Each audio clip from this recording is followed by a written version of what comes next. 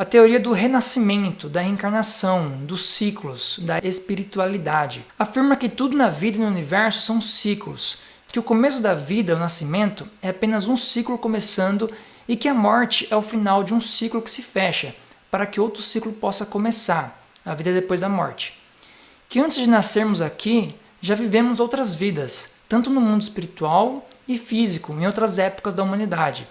E que a personalidade, a inteligência que temos hoje é fruto não só do que desenvolvemos nessa vida, né, do que a gente aprendeu dessa vida, que tem a ver com a teoria materialista, mas também de vidas passadas, né, que somos espíritos que veio de Deus e com potencial e objetivo de também se tornar um Deus, assim como a semente depois de um tempo virá uma árvore gigante com frutos. Bom, depois eu continuo aqui, depois eu vou falar mais, mas vamos falar primeiro sobre o começo ali, né, que é a teoria do renascimento, afirma que tudo na vida do universo são ciclos, né? Tudo tem um começo e um fim. Então, essa teoria aqui tem a ver com a teoria, eu falei aqui, a teoria da espiritualidade, né? Não que a teoria das religiões não seja algo espiritual, né? Mas as religiões aqui, eu quis dizer que é algo mais dogmático, das religiões que a gente conhece, que tem os seus livros sagrados, né? Que diz que isso acontece, que aquilo acontece, que aquilo aconteceu. A espiritualidade que eu digo aqui é algo mais abstrato, é algo mais que vem surgindo. Eu tenho um vídeo meu aqui, depois vai na aba ao vivo aqui do meu canal no YouTube e vê que tem um vídeo meu aqui, vários vídeos meus, né? Mas um vídeo que eu falo sobre como surgiu a espiritualidade sem religião, como surgiu essa espiritualidade livre, que não tem a ver com dogmas, não tem a ver com leis, né? Com coisas mais, com livros sagrados, é algo mais abstrato, é algo mais espiritual, que vai além das religiões, né? Que ultrapassa esse lance das religiões, de ter um mandamento, enfim, de ter regras ou de ter uma história, né? Então é sobre essa espiritualidade que eu estou falando aqui, né? Que tem a ver com o renascimento, com os ciclos, que tem a ver com a natureza também, né? Afirma que então a vida no universo são ciclos, que o começo da vida que o começo da vida, nascimento, é apenas um ciclo que começa e que a morte é o final de um ciclo que se fecha, para que outro ciclo possa começar, que é a vida depois da morte. E que antes de nascermos aqui, já vivemos outras vidas, tanto no mundo espiritual e físico em outras épocas da humanidade. Então, essa teoria da espiritualidade, dos ciclos aqui, fala que o nosso nascimento, que a gente nasceu aqui, a gente não nasceu agora, nossa alma não foi criada agora, igual foi na teoria anterior, né, que na teoria das religiões aqui, eu falei que é como se Deus criasse uma nova alma a cada nascimento. Aqui já afirma que não, aqui já afirma que a gente já viveu outras vidas anteriores a essa. Então esse nosso nascimento que a gente está aqui hoje não é o nosso primeiro nascimento. A nossa alma não foi criada nesse nascimento. Quer dizer que a gente já nasceu várias vezes antes. A gente já viveu várias vezes antes como ser humano. Que essa nossa vida que a gente está vivendo aqui é só mais um ciclo dentro de todos os outros ciclos que a gente já viveu em vidas passadas. E que a nossa personalidade, nossa inteligência que a gente tem hoje é fruto não só do que a gente se desenvolveu e aprendeu nessa vida, mas também de vidas passadas. Então, olha que interessante. Essa teoria das ciências aqui fala que a nossa personalidade, nossa inteligência, é produto da matéria que a gente criou durante essa vida. Então, que tudo nossas personalidades, nossas emoções, é fruto do que a gente viveu durante a vida. Todos os nossos traumas, nossas coisas do passado, todos os nossos medos, enfim, foram criados durante essa vida. Seja porque a gente criou, ou seja porque veio de alguém de fora, família, sociedade, enfim.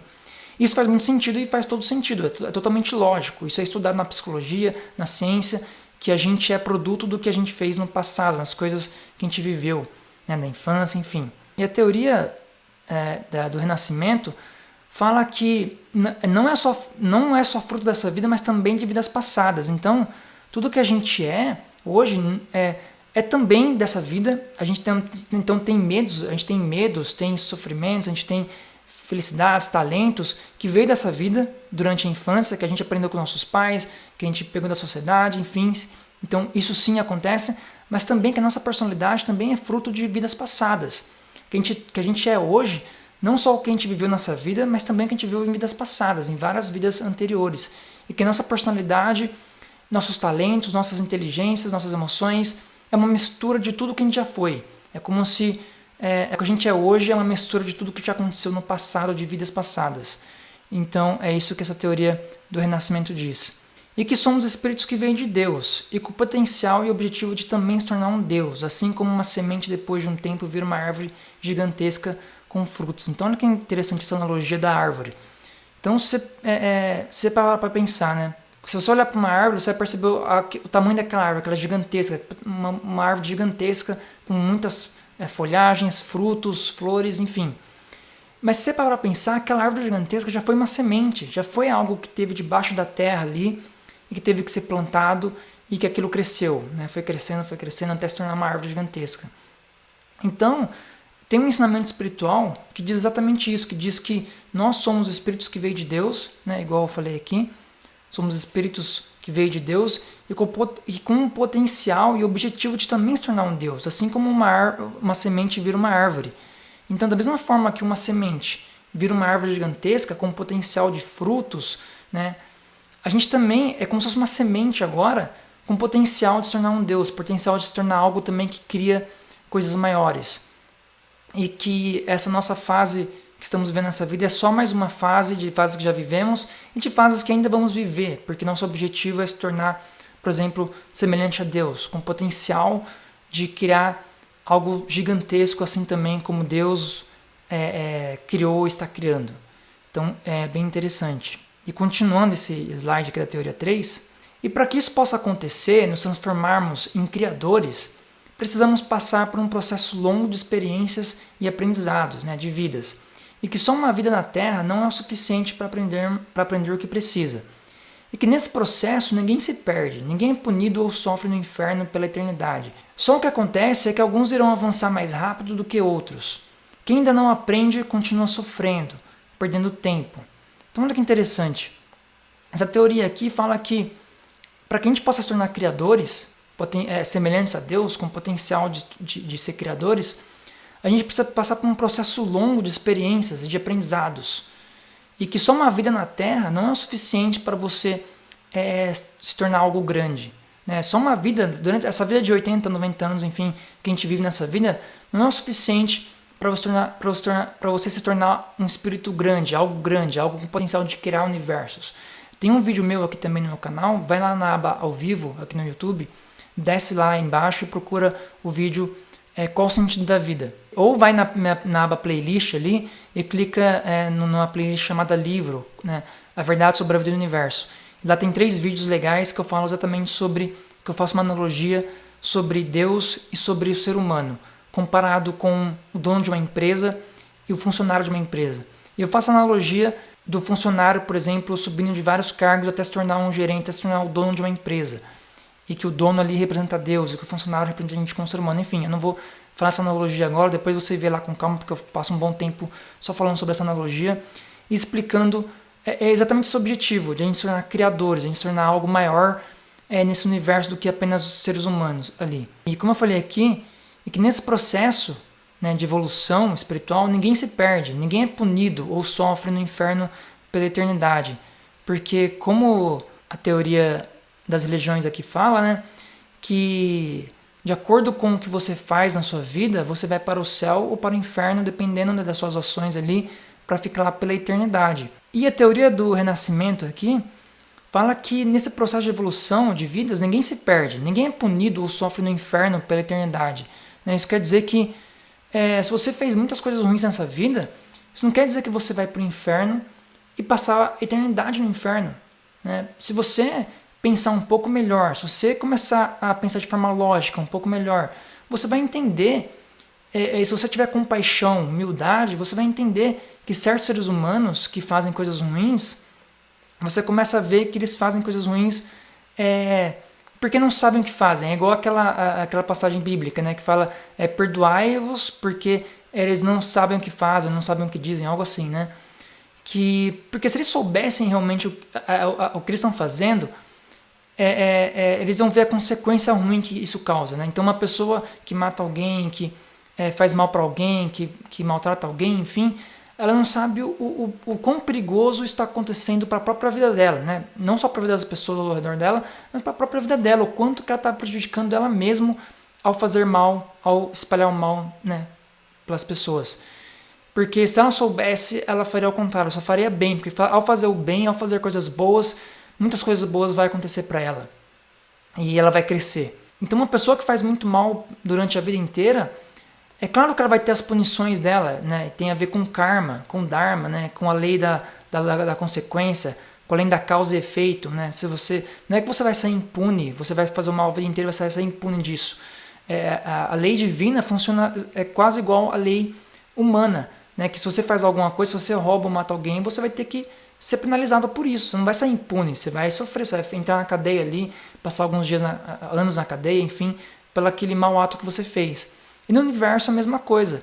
Se você cometer alguma coisa ruim, você vai gerar um karma, né? Eu tenho outro vídeo meu que eu falo sobre isso também, acho que eu vou fazer outros vídeos falando sobre isso também.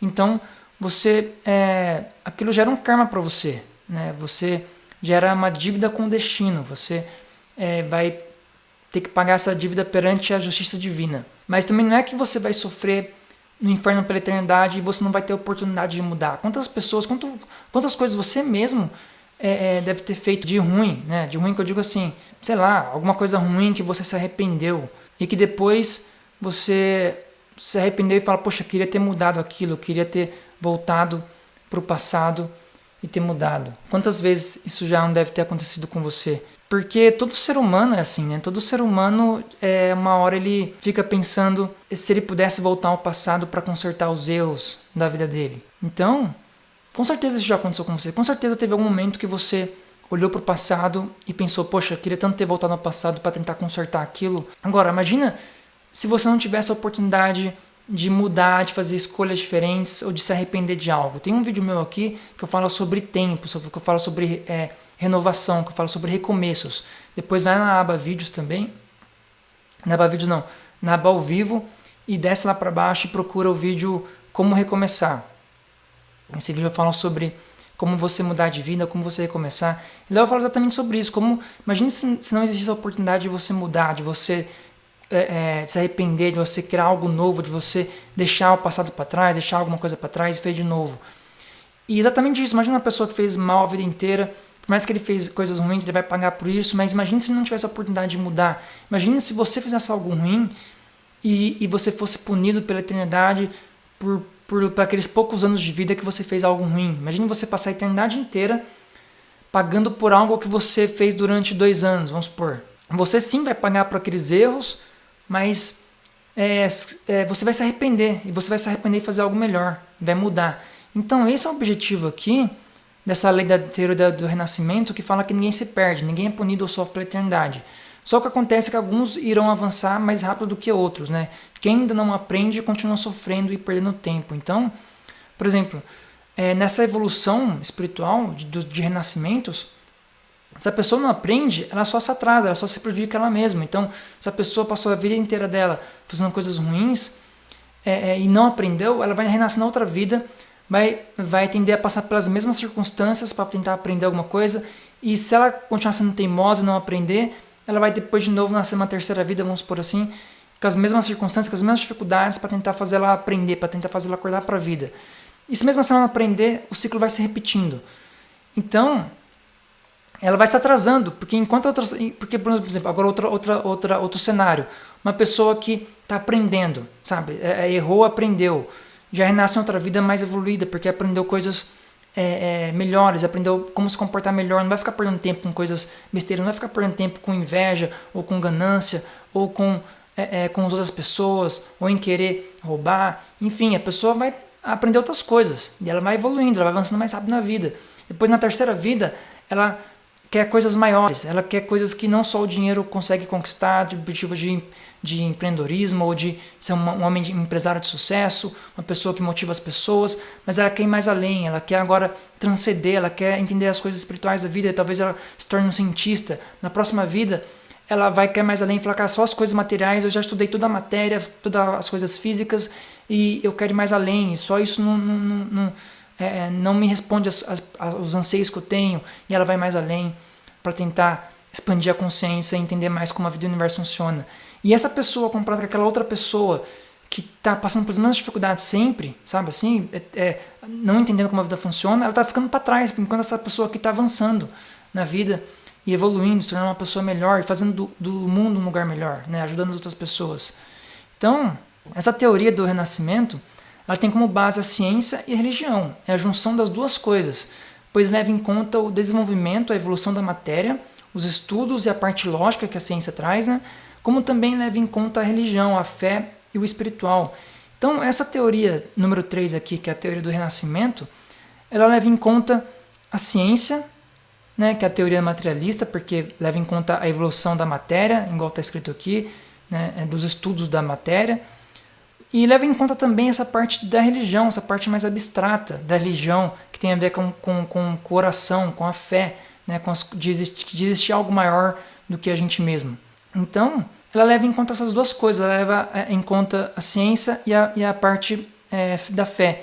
Então, ela leva em conta a razão, a lógica da ciência, de ver a matéria, estudar a matéria, entender como as coisas funcionam, e ela também leva em conta a fé da religião, né? A fé, o coração, a parte emocional, ver que existe algo maior, de ver que existe alguma força maior nos guiando e que quer ir mais além, sabe assim? Que só a religião não explica tudo e que também só a ciência não explica tudo. E você percebe que talvez a resposta seja uma junção das duas, né? Uma junção da fé e da ciência.